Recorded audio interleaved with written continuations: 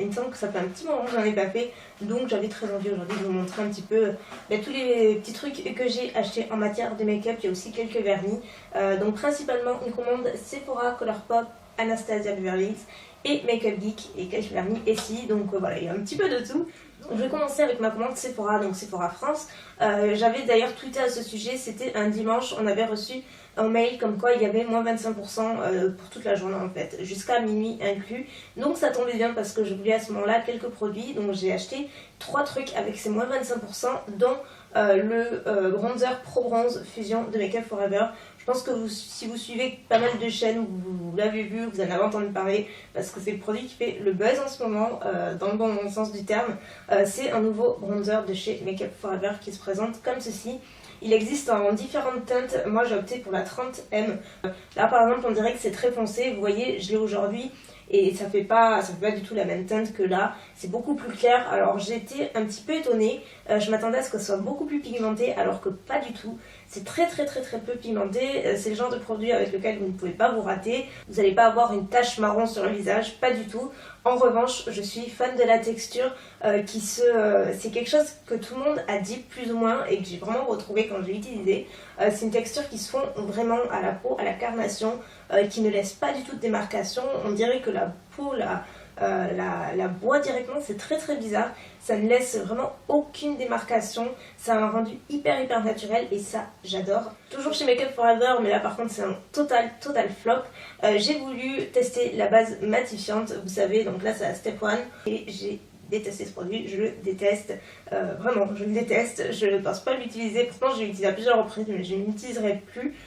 Déjà il faut vraiment très vite l'étaler parce que c'est très vite collant et surtout c'est pas très compatible avec le fond de teint après, ce qui est assez étrange puisque une base est censée se mettre avant le fond de teint et là par exemple quand je mets mon fond de teint après n'importe lequel, j'ai essayé avec plusieurs, ça fait des taches, en fait ça s'accroche à la base mais ça fait des taches, des marques, c'est pas beau du tout, ça fait des paquets, ça fait pas naturel du tout. Donc moi avec le Beauty Blender à force j'arrive à peu près avoir un rendu homogène mais j'y passe vraiment beaucoup plus de temps que d'habitude et malgré ça j'ai la peau qui brille au même moment en fait, que je la mette ou pas c'est absolument pareil, ça ne change rien. Donc pour moi gros flop, je ne vous la recommande pas du tout. Et le dernier produit que j'ai acheté chez Sephora lors des moins 25% c'est l'anti-cerne Naked Skin, je vais y arriver, de Urban Decay. Pareil, je pense que vous en avez entendu pas mal parler, c'est le Weightless Complete Coverage Concealer, il est super bon, bon on va dire Naked Skin.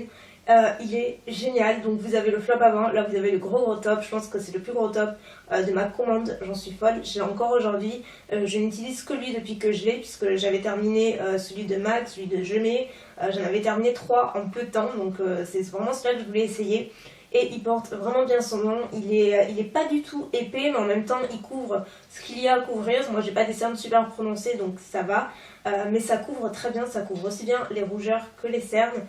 Ça tient vraiment très bien. Moi il me fait penser un petit peu au MAC, au Pro Longwear, parce que j'ai aucun souci, il ne file pas dans les ridules, du moment qu'on poudre bien ça ne file pas dans les ridules comme le NARS où ça fait des paquets et que j'ai détesté. Celui-là est super naturel, enfin, j'en suis folle. J'adore l'embout applicateur qui est trop pratique. Il est super souple, mais vraiment super souple. Du coup c'est hyper pratique pour appliquer le produit. Et voilà, j'en suis totalement folle. Et j'ai la teinte Light Neutral. Voilà. Maintenant je vais passer à ma commande Makeup Geek que j'ai passée lorsqu'elle a sorti ces nouveaux fards foiled. Donc je possédais déjà les premiers que j'avais reçus d'abord Makeup Geek et vous savez combien je les adore, enfin, c'est vraiment mon gros coup de cœur, j'en utilise très souvent. Et donc là à l'occasion de l'été elle a sorti de nouvelles couleurs un petit peu plus colorées, vraiment assez fun.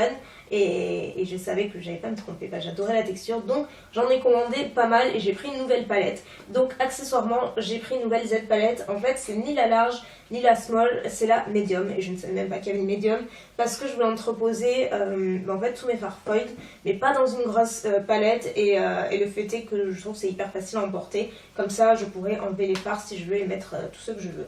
Donc voilà, après j'ai pris la noire classique et à l'intérieur donc il y a tous mes fards foil, ils sont tous passés. Donc il y a tout d'abord ici le Starry Eye qui est le plus neutre on va dire de tous ceux qu'elle a sortis et de ceux que j'ai achetés, qui est un champagne légèrement rosé très lumineux. Ensuite il y a ce lilas super clair presque blanc qui est whimsical et j'avais pas du tout cette teinte, donc je me suis dit que ça pourrait être vraiment sympa. J'ai déjà utilisé, elle est très belle dans le coin interne notamment. Ensuite ça c'est Daydreamer il me semble, et pareil c'est un lilas violet un petit peu plus foncé. Je regrette un petit peu plus d'avoir acheté cette couleur parce que du coup je sais pas trop si je vais l'utiliser. Je la voyais pas si... Enfin je la voyais un petit peu plus claire en fait, donc mais bon c'est pas grave, elle est jolie quand même. Et enfin j'ai pris Fantasy que j'ai utilisé dans mon tutoriel Mint. Si vous voulez voir ce que ça donne, je vous le mettrai en barre d'infos, il faudra juste que j'y pense, qui est donc un Mint super beau. Et à côté Pegasus qui est ce turquoise super beau que je pense utiliser en guise de liner ou en ras des cils. J'essaierai je pense de faire un petit tuto avec celui-là, il est super beau. Donc voilà, j'ai voulu prendre vraiment des couleurs que j'avais nulle part ailleurs et des couleurs qu'on n'a même pas dans les palettes quoi, comme Pegasus, Fantasy ou même le lilas super clair. C'est vrai que c'est pas des couleurs qu'on voit partout, donc voilà.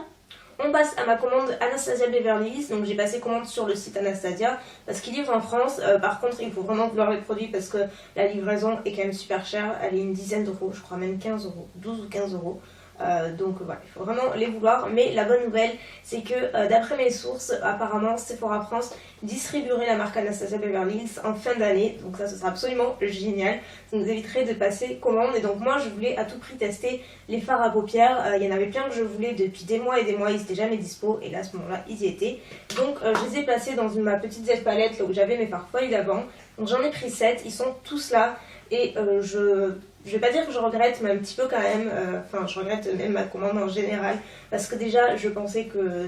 Enfin, j'avais compris que lorsqu'on achetait les fards, on avait automatiquement la palette qui était incluse pour mettre les fards. Alors que pas du tout. Je les ai reçus individuels, sans palette ni rien.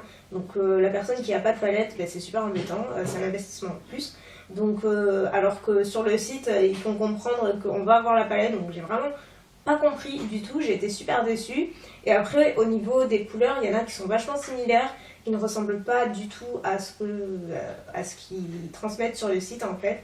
Par contre mon gros coup de cœur c'est cette couleur là, c'est Pink Champagne, qui est une couleur super métallisée, qui fait penser au farfeuille d'ailleurs, qui est un petit peu bronze, un petit peu rose gold, mais pas si rose gold que ça quand même. C'est une couleur mais tellement belle, elle est sublime celle-ci. Et après c'est des couleurs assez basiques finalement. Je vous mettrai le détail des fards en barre d'infos si vous les voulez. En même temps je voulais également un gloss dont j'avais entendu parler, qui est le Undressed, toujours de chez Anastasia, puisqu'elle a sorti toute une gamme de gloss. Donc après les rouges à lèvres à effet mat, il y a les gloss, donc il y a plein de couleurs. Donc moi je voulais celui-ci qui est le nude. Et là, grosse déception, je ne m'attendais pas du tout à cette couleur. Je pensais qu'il serait beaucoup plus rosé, plus portable.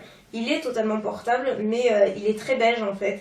Et en fait, il est très pigmenté. Donc par contre, la texture est absolument géniale parce que c'est hyper pigmenté et genre en un passage, vous avez la même couleur que dans le tube.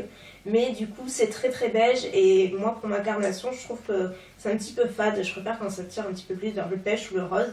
Un peu moyen, par contre ça ne colle pas, c'est pas du tout épais, c'est très agréable à porter, ça tient longtemps, c'est une très bonne texture, c'est juste la couleur qui me laisse un petit peu perplexe on va dire. Ensuite j'ai passé une commande sur le site de Colourpop. Alors c'est des produits que j'adore, vous le savez, vous me demandez très souvent où c'est que je commande. Donc je commence sur le site de Colourpop parce qu'ils ne livrent pas en France, donc j'utilise Shipito. Pour savoir comment l'utiliser, je vous mettrai la vidéo que j'ai faite à ce sujet il y a quelques années. 3 autres fards individuels. Le premier c'est le Flipper, c'est un pêche super joli que je trouve vachement sympa pour l'été. J'avais envie de sortir de ma zone de confort un petit peu, bien que celle-ci soit quand même une couleur habituelle. C'est la couleur Game Face et c'est un bronze mais qui tire un petit peu vers le orangé, qui est hyper intense et vraiment qui en envoie carrément.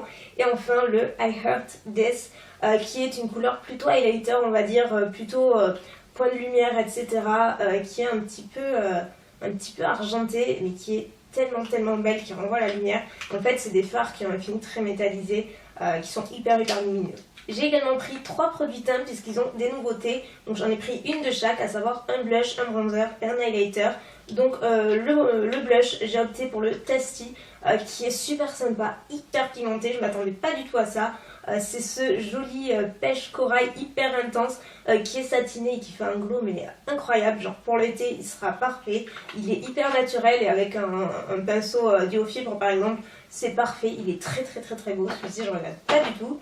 En revanche celui que je regrette davantage c'est le bronzer. J'avais opté pour la teinte Poolside, qui paraît sympa comme ça, mais qui est très orangé une fois appliqué, donc pas du tout fan, sinon la texture est géniale, c'est juste la couleur qui me plaît pas. Par contre, mon gros coup de cœur, c'est l'highlighter.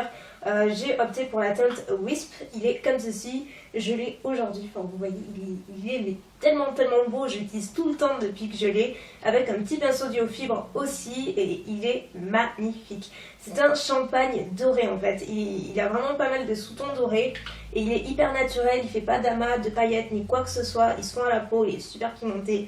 Il tient longtemps, enfin bref, un gros coup de cœur. Et enfin, toujours chez Colourpop, j'ai pris 2 trucs pour les lèvres. Tout d'abord, un Lippy Stick, donc ce sont les rouges à lèvres en forme de stick, comme ceci, qui sont hyper pigmentés. Et vous avez chaque Lippy Stick qui est associé à un crayon. Donc moi, je voulais la teinte Brunch, qui est ce corail bien intense, bien flashy, que je trouvais sympa pour l'été. Donc voilà, super sympa pour le prix, ça vaut le coup. Et je voulais me prendre également le crayon, j'ai déjà le Lippy Stick, et je voulais le crayon associé en teinte Frida, il me semble. Et c'est ce bois de rose super sympa, un peu à la Kylie Jenner, mais qui est assez neutre et qui tire vers le rose quand même, donc qui est ni marron ni quoi que ce soit. Il est bien portable et voilà, je le trouve très joli. C'est 2 couleurs différentes, mais hyper sympa. Et enfin, on va terminer sur une note colorée avec mes 3 nouveaux vernis de chez Essie que je trouve magnifiques, rien qu'à les regarder comme ça. Le premier, c'est le Hubby for Dessert qui est ce joli lilas. Par contre, c'est un vernis qui est un petit peu en transparence. Donc si vous voulez la même opacité que dans le flacon, il faut compter 3 bonnes couches. Ceci dit, il est super beau, il tient hyper longtemps et la couleur est vraiment ravissante. C'est ce joli lilas un petit peu pastel qui est très belle. Mon coup de cœur, c'est le Dandy... Blossom Dandy, je dis toujours l'inverse, mais c'est pas grave. Donc j'avais très peur qu'il ressemble au Mint Candy Apple. Après, on va pas se mentir, c'est la même famille, c'est la même catégorie de couleurs. La seule différence qui est quand même notable si vous les mettez côte à côte, c'est que le Blossom Dandy tire davantage vers le vert, voire turquoise, alors que le Mint Candy Apple tire davantage vers le bleu clair en fait. Mais il est ravissant et super opaque.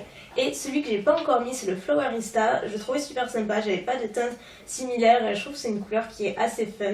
C'est un genre de magenta un petit peu fuchsia pourpre qui est plutôt fun, je trouve. Donc voilà, c'est tout pour aujourd'hui avec mes petits achats. Je vous mettrai le lien de site où j'ai commandé en barre d'infos avec tout ce que je vous ai dit. Si j'oublie un truc, n'hésitez pas à me le rappeler parce que ça m'arrive, des fois ça me peut plaire dedans. Mais voilà, je vous fais des millions de bisous et puis je vous dis à la prochaine vidéo comme d'habitude. Ciao!